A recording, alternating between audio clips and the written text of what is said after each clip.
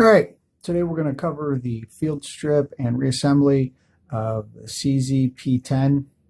It's a fantastic firearm. I just had it out at the range a couple weeks ago. Shoots like a dream. You'll also notice that it is similar in style, or design I should say, to the Steyr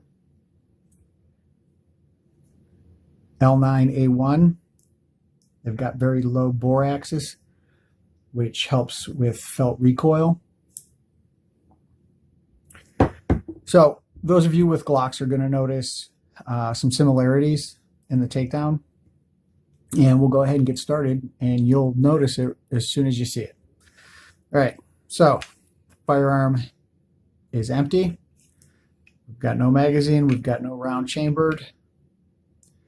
We're going to go ahead and disassemble. All right, so from this position, you're going to want to point it in a safe direction. And I hate this part, but you got to pull that trigger. Grip the gun like this. Give it a slight pullback, and this is where the similarities to Glock come in. Pull down the takedown lever, slide comes off forward.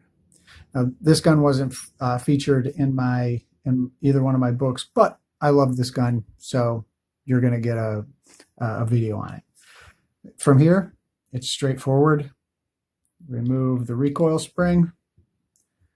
Barrel comes forward, slants up, slides right out. That is the takedown, or field strip.